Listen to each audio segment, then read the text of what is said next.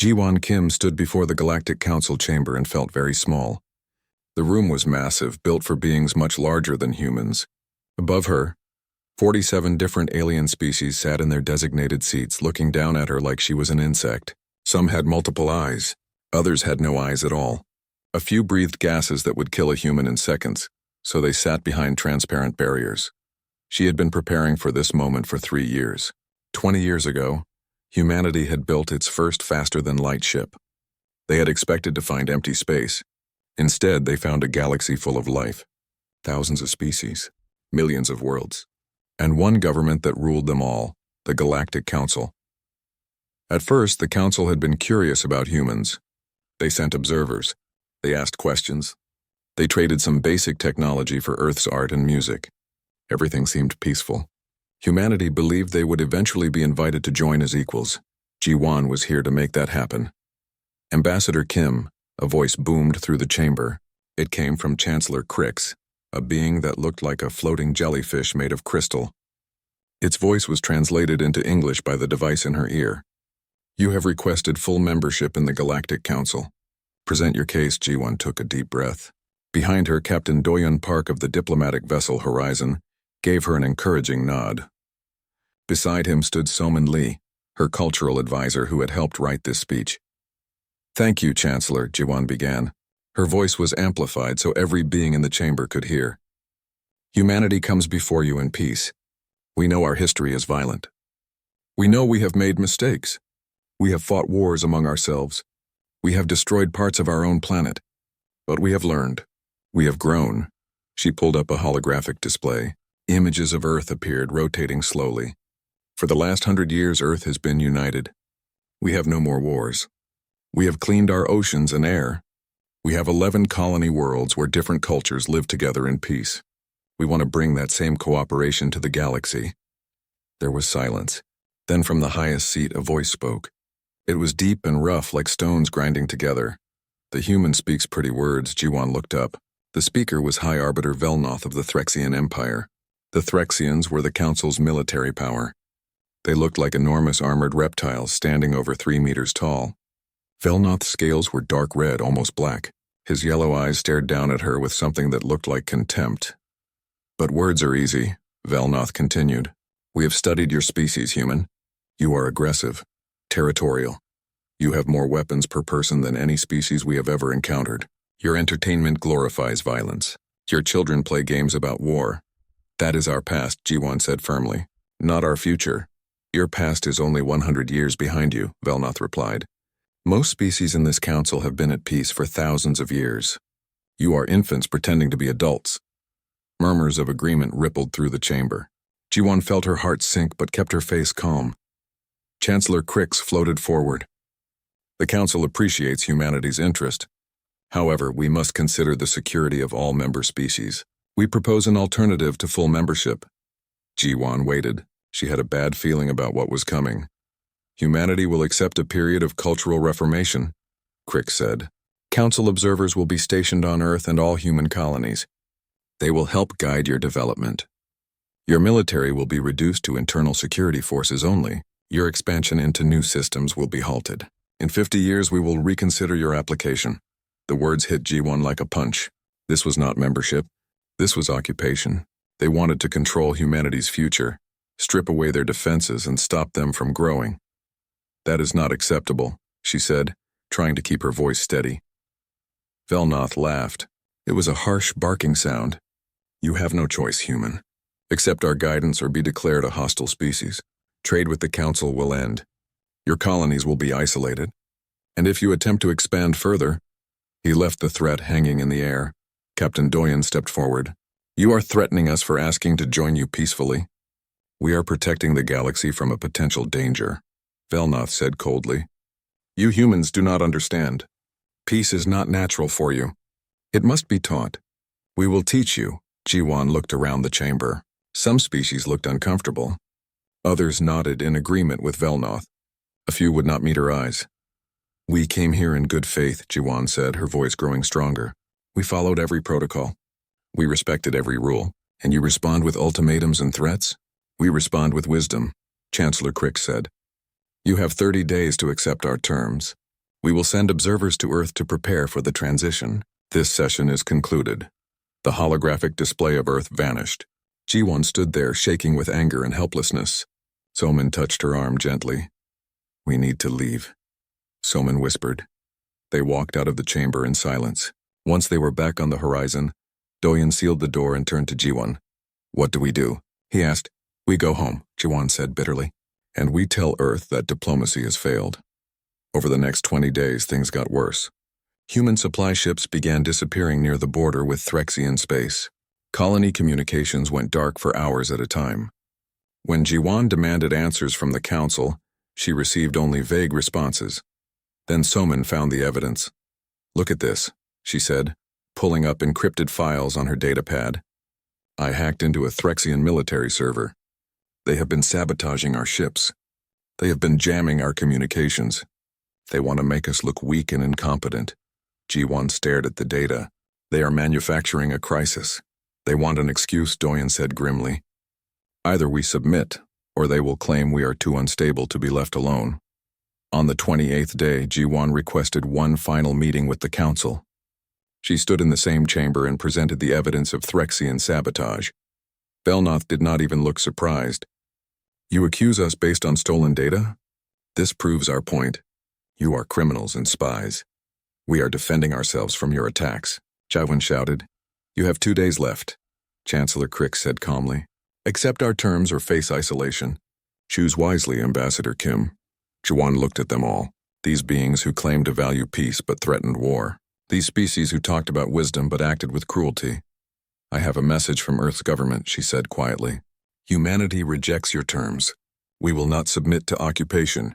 We will not surrender our freedom because you fear what we might become. The chamber erupted in shocked voices. Then you are declared hostile to the Galactic Council, Belnoth said with satisfaction. All trade is ended.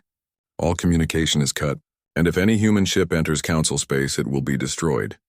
Ji-won turned and walked out. Doyeon and Somin followed her. As they boarded the horizon for the last time, Ji-won felt tears on her cheeks. They gave us no choice, she whispered.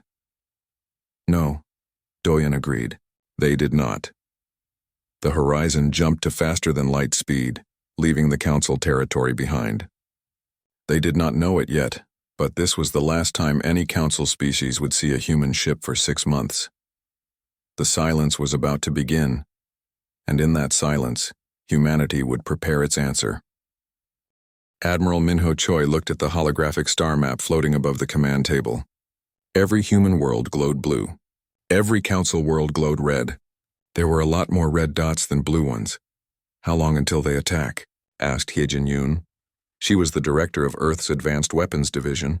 She had been working for 3 years on projects that most people did not know existed. 3 months, maybe 4, Minho said. The Threxians think we will panic. They think we will beg to surrender on better terms. Will we? Asked Jiho Kang.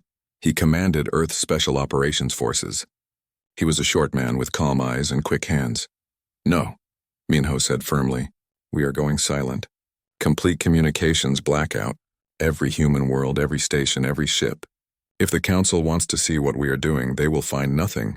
Hyejin smiled. It was not a pleasant smile. Then we have time to finish our work.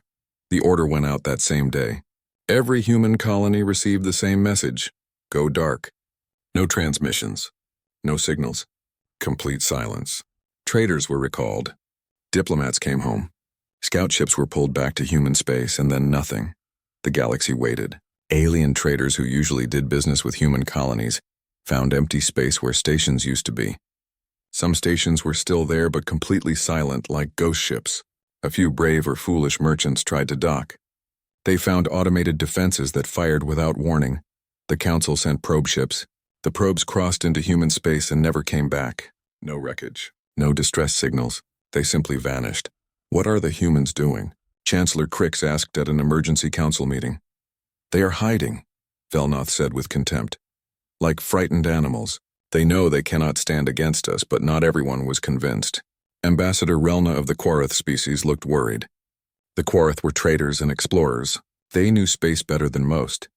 17 of our ships have disappeared near human borders, Relna said. We find no trace of them. That is not normal. Space is dangerous, Velnoth replied. Perhaps your ships are simply lost. 17 ships do not get lost, Relna said sharply. Something is taking them. Velnoth waved a clawed hand dismissively. The humans are weak. In 1 month I will take a fleet to their closest colony and bring them to heel. You will see. Inside human space, work continued day and night. Hyejin stood in a massive shipyard orbiting Earth's moon. In front of her floated a ship, like nothing the galaxy had ever seen. It was 500 meters long, shaped like a dagger. Its hull was black, absorbing light instead of reflecting it. The Retribution, she said proudly, first of the Reaper class. Beside her, Minho studied the ship's weapon systems. Railguns with nuclear acceleration, laser arrays powered by antimatter reactors, swarm missiles with individual AI guidance, and the armor? Layered ceramic composites with self-repair nanites, Hyejin said. A council plasma cannon would take 30 direct hits to breach it. How many can we build? We have 12 finished. Another 40 under construction. They will be ready in 5 months, Minho nodded slowly. It will have to be enough. Far from Earth, Captain Eunji Shin piloted her ship through the darkness. The Shadow's Edge was a stealth reconnaissance vessel. It was small, quiet, and almost impossible to detect. Eunji had been in Threxian space for 2 months. She had mapped 17 military bases, 4 shipyards, and 2 major fleet anchorages. Every piece of data went back to Earth through quantum encrypted channels that the Threxians could not intercept. Captain, her sensor officer said quietly, we have movement. A Threxian patrol is passing close. Go silent, Eunji ordered. Kill all systems except life support. The Shadow's Edge went completely dark. Through the view screen, Eunji watched 3 massive Threxian warships cruise past. Each one was over 1 kilometer long, bristling with weapons. They passed within 10 kilometers and detected nothing. Once they were gone, Eunji allowed herself a small smile. The Threxians are good at building big ships, but they never learn to fight an enemy they cannot see. She fired up the engines and slipped deeper into enemy territory. 4 months after the silence began, Velnoth assembled his fleet. 300 warships, 50,000 Threxian soldiers. It was a force that could conquer a dozen worlds. We go to Colony Terminus 9, he announced to his officers. It is a small human mining colony. We will take it easily and show the Council that humanity is no threat. His second-in-command hesitated. High Arbiter, should we send scouts first? Why, Velnoth growled. To show fear of humans? No, we go in strength. We take the colony. We force the humans to respond. And then we crush them. The fleet jumped to faster-than-light speed. On Earth, alarms began flashing in military command. Threxian fleet detected. An operator reported. 300 ships. Heading for Terminus 9. Minho looked at Jiho. Are the colonists evacuated? The last shuttle left yesterday, Jiho confirmed. The base is empty except for the surprise we left behind. Good, Minho said coldly. Let them come. The Threxian fleet dropped out of faster-than-light travel at the edge of the Terminus 9 system. Velnoth stood on the bridge of his flagship, staring at the main view screen. The colony appeared on sensors. A small station orbiting a rocky moon, a few mining facilities on the surface, no defense satellites, no patrol ships. It is abandoned, his sensor officer reported. Then we claim it, Velnoth said. Send landing forces to secure the facilities. 50 troop transports descended toward the colony. They landed without opposition. Threxian soldiers moved through empty corridors and silent mining tunnels. This is too easy, one officer said nervously. In the colony's main fusion reactor, a timer reached 0. The explosion was visible from orbit. The entire colony vanished in a ball of nuclear fire. The blast wave caught 12 troop transports that were still in low orbit. They were vaporized instantly. On his flagship, Velnoth watched in shock as his soldiers died. They destroyed their own colony, he whispered. The humans destroyed their own world rather than let us take it. His communication officer suddenly went pale. High Arbiter, we are receiving reports from other fleets. 3 more of our task forces have been destroyed. What? Where? At colonies Epsilon 7, New Vancouver, and Ganymede Station. All by similar methods. Fusion detonations, antimatter mines, rigged reactors. Velnoth felt something he had not experienced in decades. Fear. Pull back, he ordered. All fleets retreat to Threxian space immediately. But it was too late. From the darkness beyond the system's edge, 12 black ships emerged. They moved faster than any Threxian vessel. Their weapons began firing before the Threxians could even target them. Railgun rounds, accelerated to impossible speeds, punched through Threxian shields like they were paper. Laser beams sliced through armor plating. Missiles swarmed around the larger ships, detonating in sequences that overwhelmed defensive systems. "Return fire," Felnoth roared. The Threxian fleet tried to respond, but the human ships were too fast, too agile. They wove between the larger vessels, targeting engines and weapon systems with surgical precision. In 15 minutes, 70 Threxian ships were destroyed or crippled. Then, as suddenly as they appeared, the human ships vanished back into the darkness. Velnoth stared at the wreckage of his fleet. He had come with 300 ships to conquer a helpless colony. He was leaving with less than 200 functional vessels and thousands of dead soldiers. A message appeared on his view screen. It was text only, in simple galactic standard language. "You wanted to see what humans are capable of. Now you know. This is only the beginning." Back on Earth, Minho watched the battle reports with satisfaction. 4 Threxian fleets destroyed. "Minimal damage to our forces," Yejin reported. "The Reaper-class ships performed perfectly." "What is the Council saying?" Minho asked. "Nothing publicly, but our intelligence shows they are panicking. No one expected us to strike back. They thought we would defend and lose." Jiho walked into the command center. "My teams are ready for Phase 2. Give the word and we start boarding operations." Minho looked at the star map again. The red dots suddenly did not seem so intimidating. "The Threxians wanted to teach us our place," he said quietly. "Instead, they are about to learn what happens when you corner a species that refuses to die quietly." He turned to his officers. "Begin Phase 2. We are not defending anymore. We are taking this war to them." The silence had ended. The reaping was about to begin. The Threxian homeworld had 3 orbital defense stations. Each station was the size of a small city, armed with enough weapons to destroy an entire fleet. For 500 years, no enemy had dared to attack them. That record ended at 600 hours. Galactic Standard Time. Admiral Minho Choi stood on the bridge of the Retribution as it dropped out of faster-than-light travel. Around him, 50 more human warships materialized in perfect formation. They had jumped directly into high orbit, bypassing all the outer defenses. "Targets locked," his weapons officer reported calmly. "Fire," Minho ordered. The Retribution's main railgun fired. The round was 3 meters long and accelerated to a significant fraction of light speed.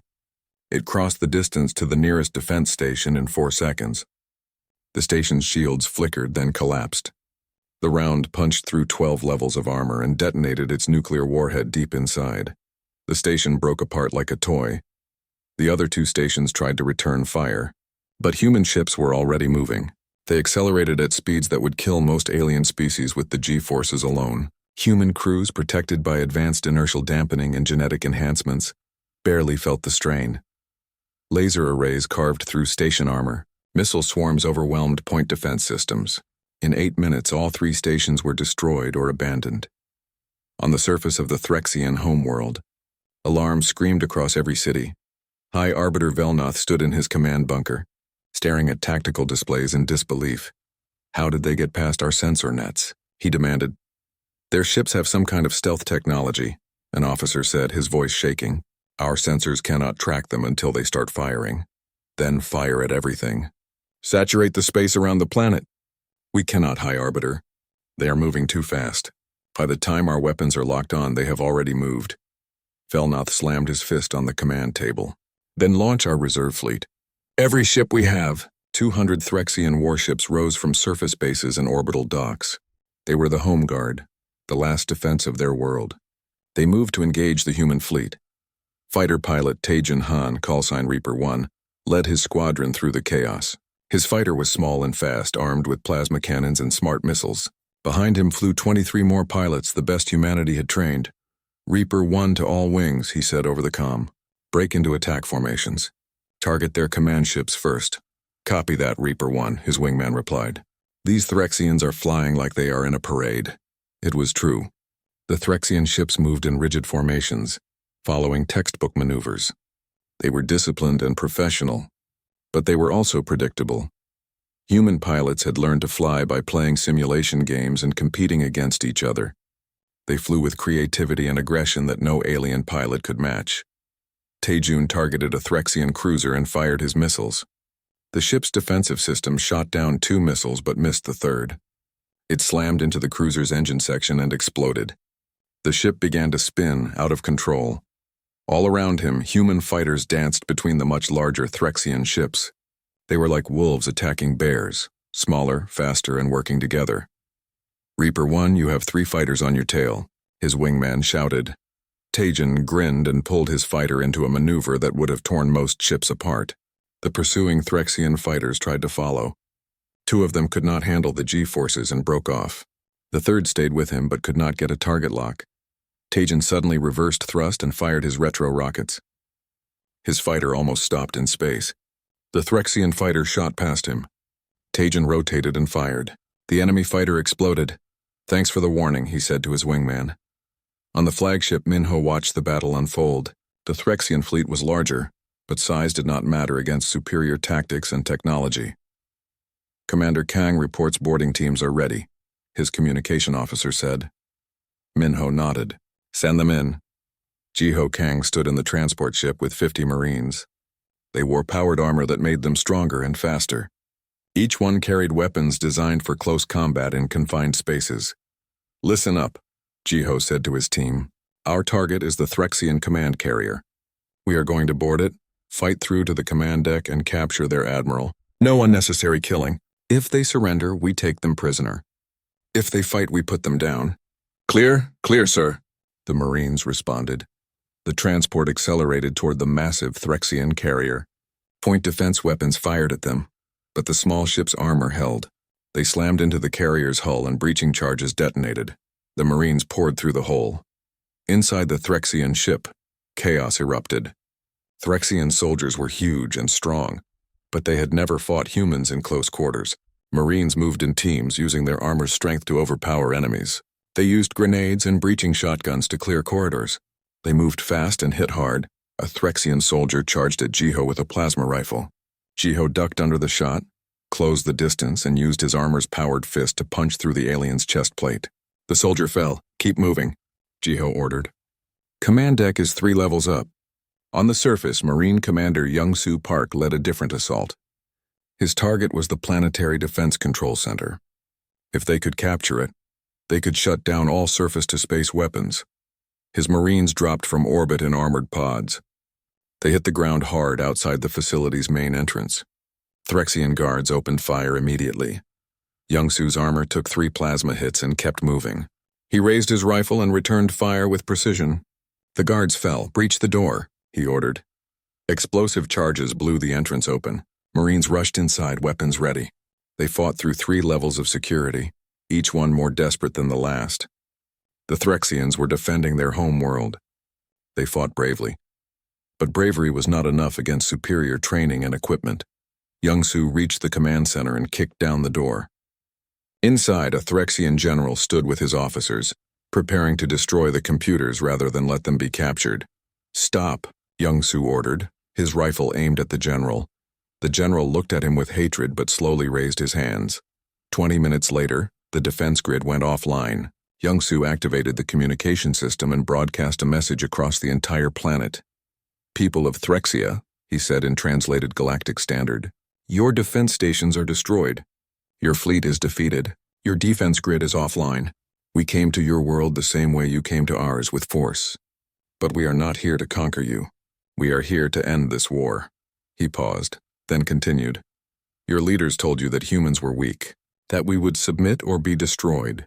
You learned the truth today. We will not submit, and we cannot be destroyed so easily. Your government has 2 choices: surrender and negotiate a peace, or watch as we dismantle every military installation you have. Choose wisely. You have 1 hour." On the bridge of the Retribution, Minho received reports from across the system.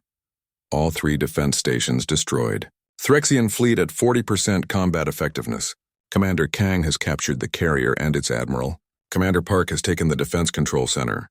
Casualties? Minho asked. 17 dead, 43 wounded. The Threxians lost over 5,000. Minho felt the weight of those 17 deaths. Each one was a human being who would not go home. But he also knew that if they had not struck first and struck hard, the Threxian Empire would have killed millions of humans. "Sir, we are receiving a transmission from the planet," the communication officer said. "High Arbiter Velnoth wishes to speak with you." Velnoth's face appeared on the screen.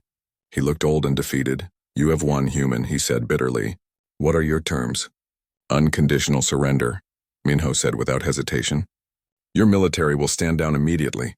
You will pay reparations for the colonies you destroyed and the humans you killed, and you will face justice for starting this war with sabotage and lies. And if we refuse?" Minho's voice turned cold. "Then we will turn your homeworld into a second Terminus 9. We destroyed our own colony rather than let you take it. What do you think we will do to yours?" The silence stretched for several seconds.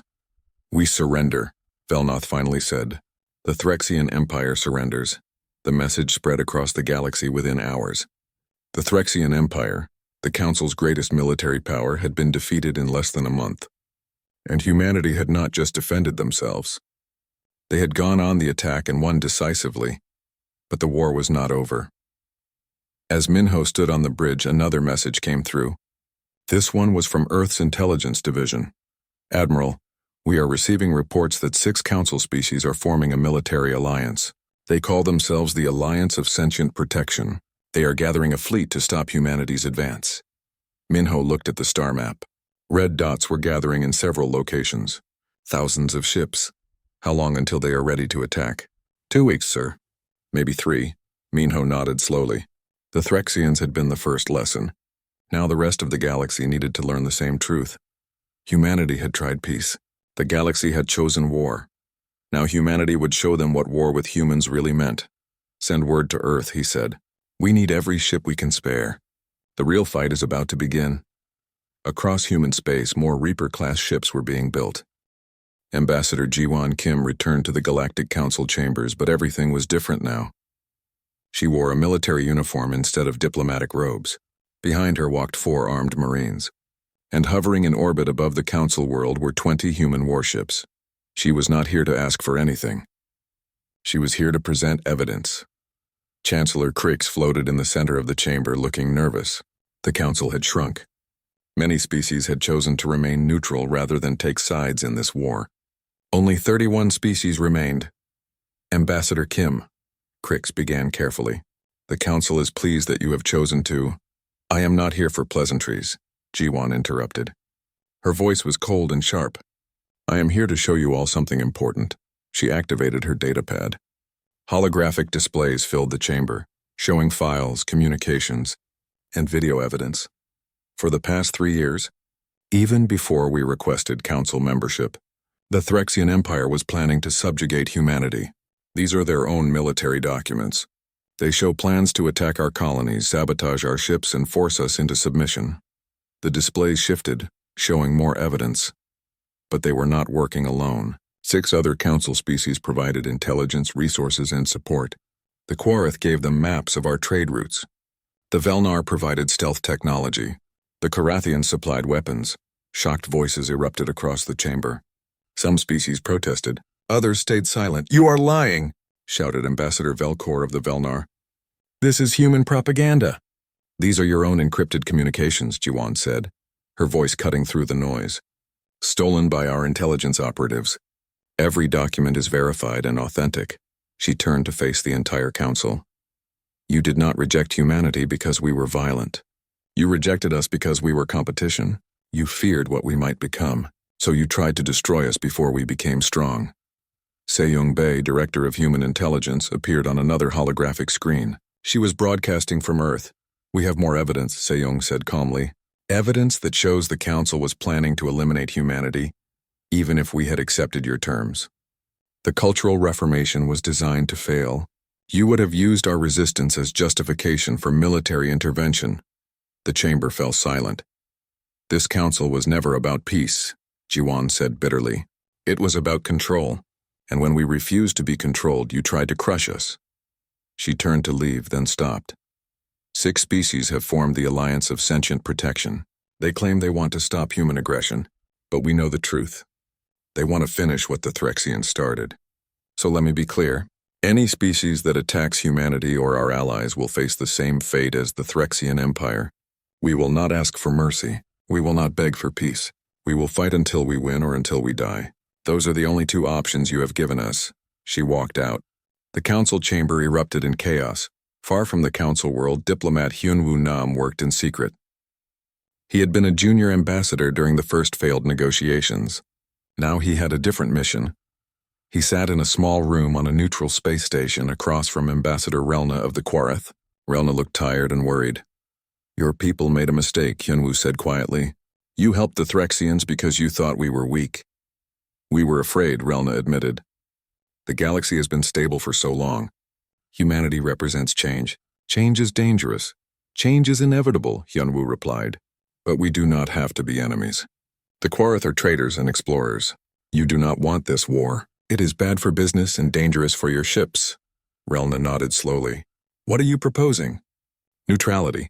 Pull your support from the Alliance. Stop sharing intelligence about human movements. In return, humanity will guarantee the safety of all Quarith trade vessels. We will even share some of our new technology. And if I refuse, then when the war is over, however it ends, the Quarith will be on the wrong side. You will lose either way. Relna was silent for a long moment. I will speak to my government, she finally said. Similar conversations were happening across the galaxy. Hyunwoo and other human diplomats were working to split the alliance before the war even began. At the Kepler Nexus, a strategic point between Council and human space, the Alliance fleet assembled. 3,000 warships from 6 different species. It was the largest fleet ever gathered in galactic history. Their commander was Supreme Admiral Carthax of the Velnar. He stood in the command center of his flagship and looked at the tactical display with satisfaction. The humans defeated the Threxians through surprise and new technology, he told his officers, but we know their tactics now. We have adapted our defenses, and we have overwhelming numbers. Even if each human ship is worth 5 of ours, we will still win. His second-in-command nodded. Our scouts report human fleet movement. They are bringing everything they have. How many ships? 400, Supreme Admiral. Carthax laughed. 400 against 3,000? The humans have gone mad with their early victories. We will crush them here and end this war in one battle. But there was something Carthax did not know.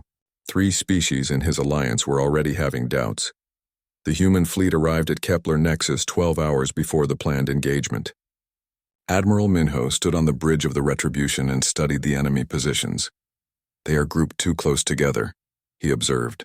They think numbers will protect them. Captain Minjae Quan stood beside him. Minjae commanded the Eclipse, an experimental ship that had been completed just 3 weeks ago. It was smaller than the Retribution, but carried humanity's most devastating weapon yet. The antimatter lance is ready, Minjae reported. But I can only fire it 3 times before the reactor needs to cool down. 3 times will be enough, Minho said. You will fire first. Your target is their flagship. Cut the head off the snake. The battle began at dawn, Galactic Standard Time. The Alliance fleet moved forward in a massive wall formation. It was an impressive sight. 3,000 ships advancing together, their shields overlapping, their weapons ready. Then the Eclipse fired. The antimatter lance was a beam of pure energy, contained in a magnetic field and accelerated to near light speed. When it hit matter, the result was total annihilation. The beam crossed the distance between the fleets in less than a second. It struck Carthax's flagship in the center. The ship's shields lasted for maybe half a second. Then the beam punched through the hull, through every internal compartment and out the other side. And it kept going. The lance pierced through the flagship and into the ship directly behind it, then through that ship and into another. In total, the beam punched through 7 capital ships before dissipating. 7 ships. Gone in 3 seconds, Carthax died without ever knowing what killed him. The Alliance fleet fell into chaos. They had never seen a weapon like this. Their tight formation, designed to maximize defensive fire, became a trap. Human ships accelerated forward, smaller and faster. They wove through the Alliance formation like sharks through a school of fish. Railguns fired. Missiles swarmed. Laser arrays cut through armor. Fighter pilot Taejun led his squadron into the heart of the enemy fleet. His pilots had one mission: destroy the Alliance carriers. Without carriers to launch defensive fighters, the larger ships were vulnerable. Reaper Squadron, break and attack, Taejun ordered. His fighters split into 3 groups. They dodged between capital ships using the larger vessels for cover. Alliance fighters tried to intercept, but human pilots were too skilled, too aggressive. Tajin locked onto an Alliance carrier and fired all his missiles at once. They struck the carrier's hangar bay. Secondary explosions rippled through the ship as fuel and ammunition detonated. The carrier broke apart. All around him, similar scenes played out. Human ships were taking losses, but the Alliance was losing ships 3 times faster. Then something unexpected happened. A section of the Alliance fleet suddenly stopped firing. 300 ships from the Koreth, the Delnar, and the Karathian species began to withdraw. "What are they doing?" Minho's tactical officer asked. "They are leaving the Alliance," Minho said with grim satisfaction. "Our diplomats succeeded." Hyunwoo's secret negotiations had worked. 3 species had decided that fighting humanity was not worth the cost. With 300 ships gone, the Alliance formation collapsed. Ships that had been protected by their neighbors suddenly found themselves exposed. The retreat turned into a rout. Supreme Admiral Carthax's second-in-command tried to restore order, but it was too late. The Alliance fleet was breaking apart. Some ships tried to fight. Others tried to flee. Many collided with each other in the chaos. The Eclipse fired its antimatter lance 2 more times. Each time, multiple ships died. After the 3rd shot, Minjae ordered his ship to withdraw and let the reactor cool. The battle lasted for 6 hours.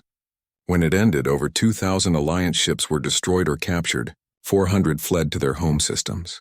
The human fleet had lost 160 ships, but the victory was complete. Minho stood on the bridge and looked at the wreckage. Thousands of alien bodies floated in space. He felt no joy, only exhaustion. "Send a message on all frequencies," he ordered. His communication officer activated the transmitter. "This is Admiral Minho Choi of the Human Defense Fleet," he said. "To all species of the Galactic Council, we did not want this war." 3 years after the Battle of Kepler Nexus, Ji-won Kim stood in a very different council chamber. This one was built on a neutral world, halfway between Earth and the old council territories. The chamber was smaller, designed for equals rather than for some species to look down on others. 40 species were represented here. Some had been part of the old council. Others were newly independent, freed from larger empires during the chaos of the war.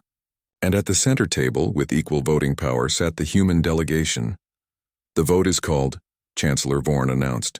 The new chancellor was a Delnar, chosen specifically because their species had stayed neutral during the war. Should the reformed assembly authorize military intervention against the Kratha pirates? Ji-won raised her hand in favor. So did 30 other representatives. The measure passed. After the meeting, Ambassador Relna of the Koreth approached Ji-won. "It is strange, is it not?" Relna said. 3 years ago, we were almost enemies. Now we work together." "Not so strange," Ji-won replied. "We both wanted the same thing. A galaxy where smaller species could exist without being bullied by larger ones. Yes, but you had to fight a war to achieve it. We tried to avoid the war and nearly ended up on the wrong side." Ji-won smiled sadly. "Sometimes avoiding conflict is the right choice. Sometimes it is just delaying the inevitable." Outside the assembly building, Admiral Doyen Park walked with his old friend, now promoted to admiral after his service during the war. They looked up at the sky where human warships patrolled alongside vessels from a dozen other species. "Do you ever think we went too far?" Doyen asked quietly. "Every day," Ji-won admitted. "Over 50,000 humans died in the war. Nearly 1 million aliens. Entire fleets destroyed. Colonies burned. All because the Council could not accept us as equals. But would you change anything?" She thought about that. "I would change how it started. But once the war began, no. We did what we had to do, and the galaxy is better for it, even if the cost was terrible." Far from the political center, Captain Yoonji Shin commanded a patrol along the protected lanes. These were trade routes established by humanity after the war.